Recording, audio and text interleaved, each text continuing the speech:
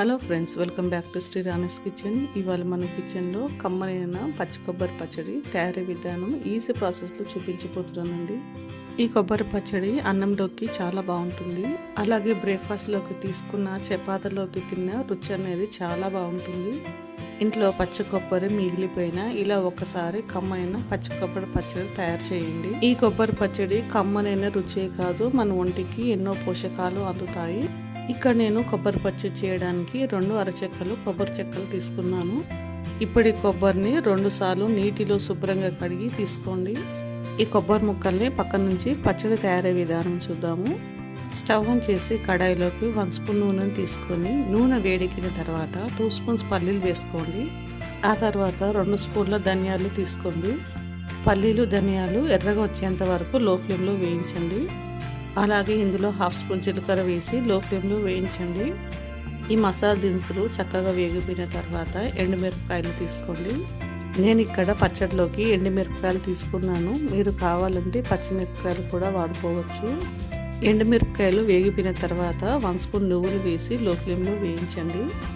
మసాలా దినుసులు లో ఫ్లేమ్లో వేయించడం వలన పచ్చి వాసన రాకుండా పచ్చడి కమ్మగా ఉంటుంది. ఇలా ఎర్రగా వేగిన తర్వాత ప్లేట్లో తీసుకొని చల్లారనివ్వండి. ఇప్పుడు అదే కడాయిలోకి 1 కప్పు టమాటా ముక్కలు తీసుకోండి. గింజలు నారలు తీసేసిన కొద్దిగా చింతపండు వేసుకోండి. అలాగే మంచి ఫ్లేవర్ కోసం కొద్దిగా కరివేపాకును 1/2 స్పూన్ పసుపును వేసి ఈ టమాటా ముక్కలు మెత్తపడేంత వరకు లో ఫ్లేమ్లో వేయించండి. 2 నిమిషాల తర్వాత చూడండి, టమాటా ముక్కలు మెత్తగా వేగిపోయాయి. అలాగే చింతపండు కూడా కొద్దిగా మెత్తపడింది.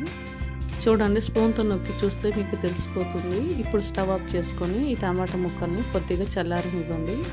ఇప్పుడు మిక్సర్ జార్ తీసుకొని మనం ముందుగా వేయించుకున్న పల్లీలు, ధనియాలు, ఎండుమిరపకాయలు మిక్సర్ జార్లో వేసుకోండి. అలాగే పచ్చడి మంచిగా ఘాటుగా రుచిగా ఉండడానికి 7-8 వెల్లుల్లిపాయలు వేసుకోండి.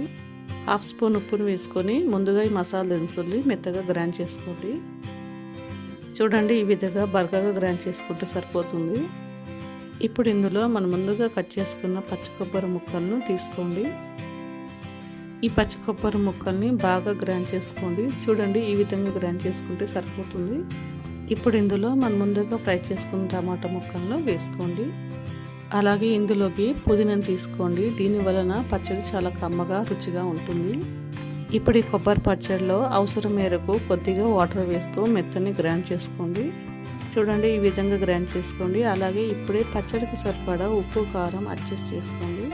ఇప్పుడు ఈ కమ్మనైన కొబ్బరి పచ్చడికి తాలింపు వేసుకుందాము. ఈ పచ్చడికి తాలింపుకి ఆయిల్ కొద్దిగానే పడుతుంది.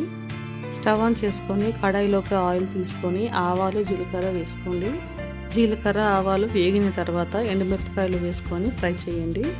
ఎండుమిరపకాయలు ఇలా కలర్ చేంజ్ అయిన తర్వాత 7-8 వెల్లుల్లిపాయలు వేయండి. అందులోనే కరివేపాకు వేసి ఫ్రై చేయండి. ఇప్పుడు తాలింపులోకి మనం ముందుగా గ్రైండ్ చేసుకున్న కొబ్బరి పచ్చడిని వేసుకొని బాగా కలుపుకోండి. నిజానికి ఈ కొబ్బరి పచ్చడి పోపు పెట్టకుండా రుచి అనేది చాలా బాగుంటుంది.